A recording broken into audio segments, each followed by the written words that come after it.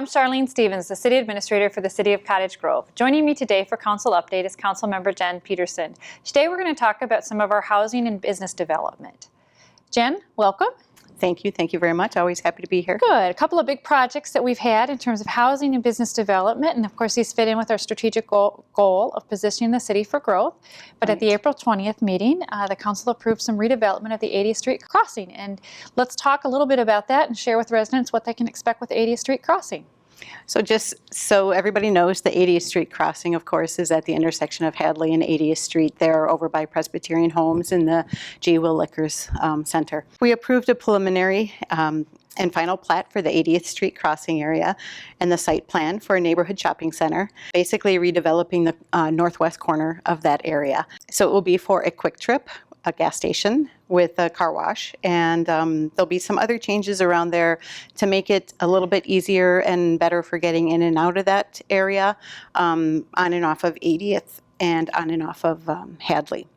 Honest One is going to be relocated. Yes. Essentially, it will come down, Yep. But Honest One will remain there, and they'll have a new facility. Is that correct? A spanking new facility.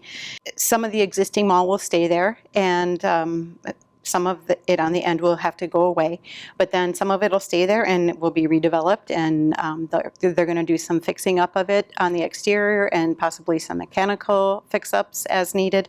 But then they're working to figure out which tenants are going to stay there, and that they're working with the city for the tenants that aren't able to stay there but are hoping to stay in Cottage Grove. They'll work with us to try to find a different location in Cottage Grove. Yeah, so there may be a slightly different tenant mix that people will see from the redevelopment, but we hope to be able to retain the businesses all within Cottage Grove if we're able to do that, and if they wish to do that.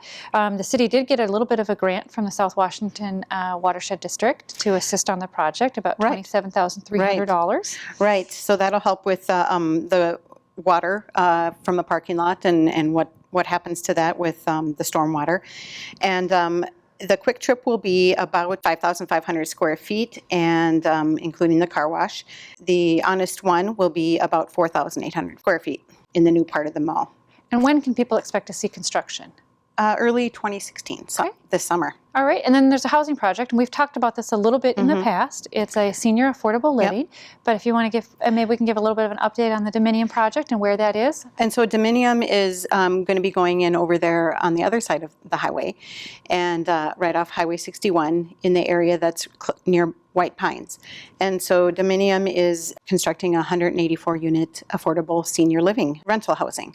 And the units are going to be beautiful. From what we saw in the tours that we went on, they're very, very, very nice places. And I look forward to turning, 55? 55 plus, I think, is eligibility for the units and such. And part of this is the city is providing some assistance through tax increment financing. Yep, and that will be something that just helps, because development of this type of facility is very, very expensive.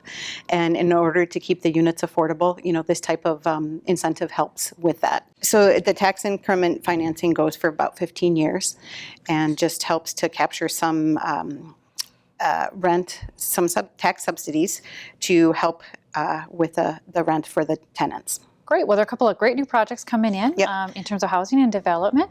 And if anybody would like more information on these projects, they can certainly contact either the Community Development Director, Jennifer Levitt, or Finance Director, Robin Rowland. Thank you, Councilmember Peterson. Thank you.